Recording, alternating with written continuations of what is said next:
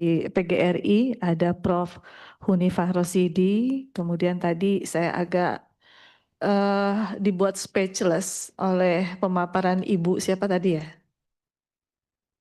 Ibu Maharani dengan Pak Sumardiansyah. Kebetulan saya dari Komisi 8.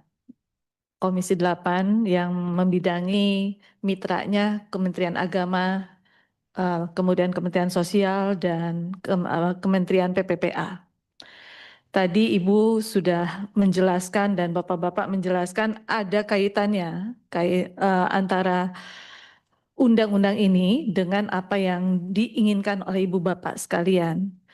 Pada dasarnya kami dari Badan Legislasi, terutama saya dari fraksi PDI Perjuangan,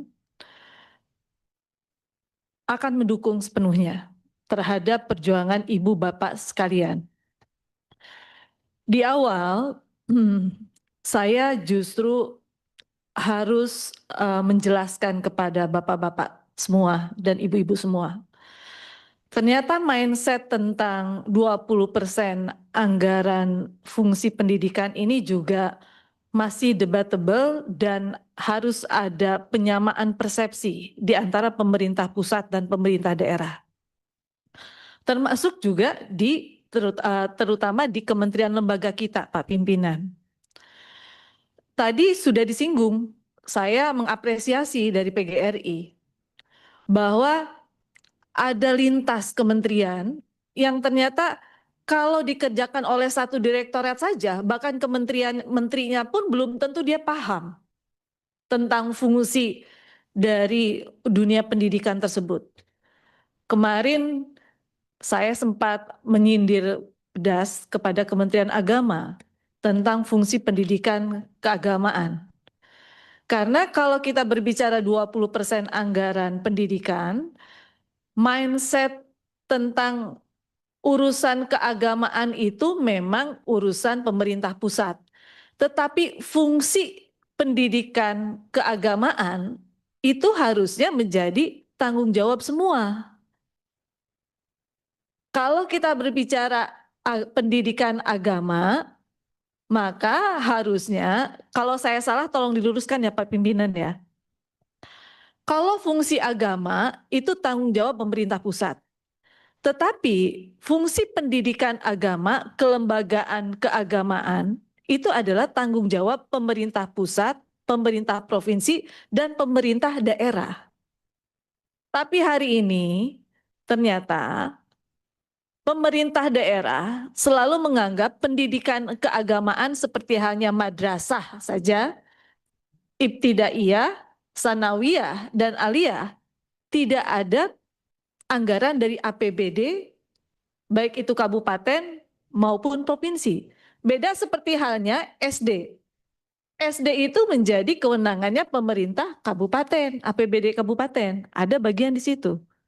Kemudian kalau SD dan SMP, SMA itu APBD provinsi.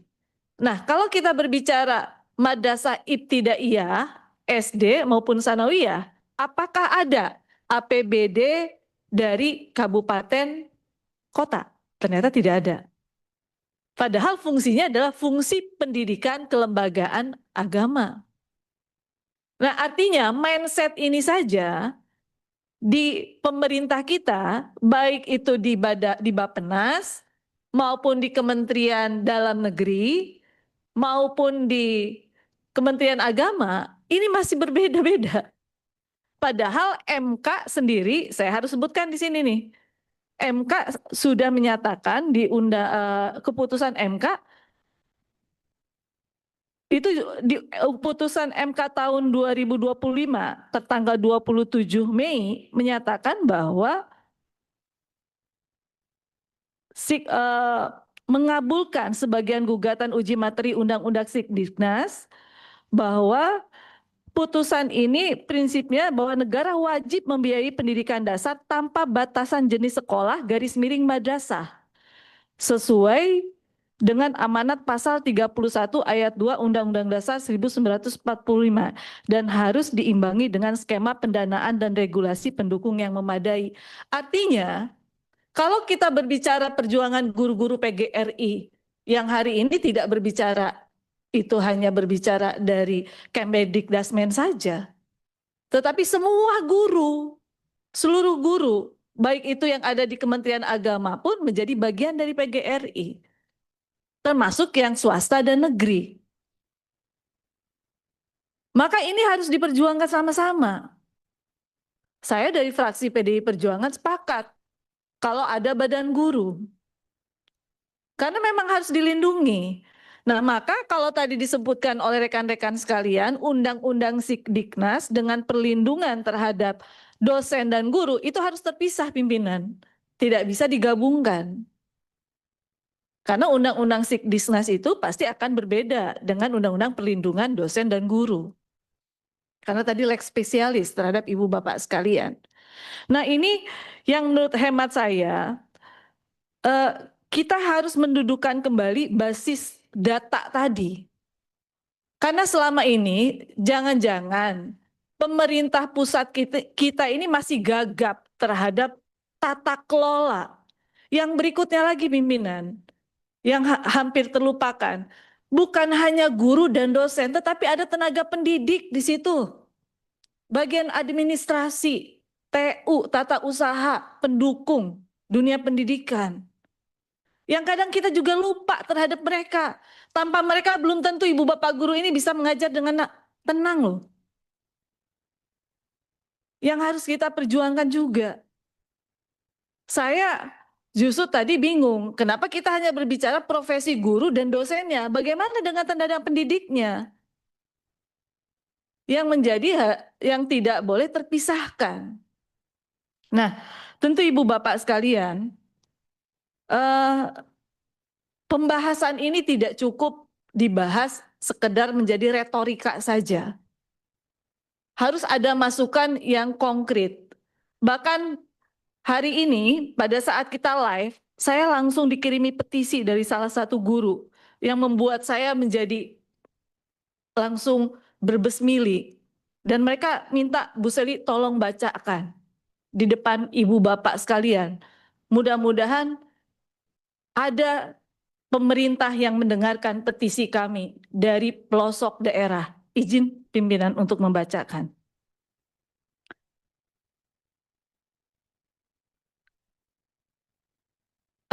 Isinya begini. Bangsa yang tidak memahami cara melawan akan selamanya hidup di bawah kehendak bangsa lain, meski ia menyebut dirinya merdeka. Penindasan tidak selalu datang dengan senjata. Seringkali ia hadir melalui kebodohan yang dipelihara, ketergantungan yang dinormalkan, dan ketakutan yang diwariskan. Bangsa yang tidak berpikir kritis akan mudah diarahkan seperti alat yang digerakkan oleh tangan asing. Melawan bukan semata-mata berarti mengangkat senjata. Melawan adalah kesadaran.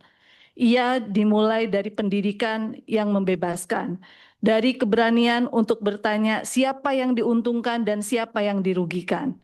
Selama rakyat tidak mengerti struktur yang menindasnya, selama itu pula mereka akan dipakai untuk kepentingan yang bukan miliknya, atas nama stabilitas, pembangunan, atau kemajuan palsu. Kemerdekaan sejati hanya mungkin dimiliki oleh bangsa yang sanggup berdiri di atas kekuatan pikirannya sendiri.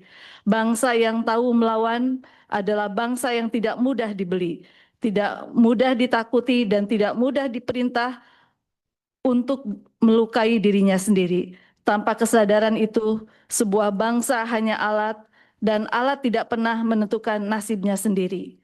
Ini adalah salah satu guru dari wilayah Indramayu. Dia merasakan kekritisan bahwa selama ini masih banyak guru-guru honorer, guru-guru non-ASN yang harus dipelihara, yang harus diperhatikan oleh negara. Saya mencatat bahwa betul yang disampaikan oleh Pak Sumaria, bahwa ada undang-undang ASN yang ternyata memang kita terlambat. Tetapi harus bagaimana kita untuk bisa menyelesaikan terhadap perubahan tersebut. Karena undang-undangnya masih dibahas oleh Komisi 2. Undang-undang ASN-nya kan pimpinan. Kemudian Undang-Undang Sikdiknas. Kemudian ada Undang-Undang Pesantren, Undang-Undang Pemerintahan Daerah, Undang-Undang Cipta Kerja, yang tentu saja ini harus kita elaborasikan. Dan saya harap perjuangan Ibu Bapak Guru yang hari ini datang ke Badan Legislasi tidak hanya terputus di Badan Legislasi. Setelah ini silakan Ibu Bapak Guru datang ke Komisi 10 agar bisa mensinkronkan Undang-Undang Sikdiknas seperti yang disampaikan oleh Pak Ketua. Kami dari Komisi 8 tentu akan mendukung juga apa yang menjadi perjuangan Ibu Bapak Guru selaku PGRI, dan titipan kami ada guru madrasah di situ yang harus juga menjadi bagian yang tidak terpisahkan. Terima kasih. Wallahu muwaffiq ila aqwamit thoriq. Wassalamualaikum warahmatullahi wabarakatuh.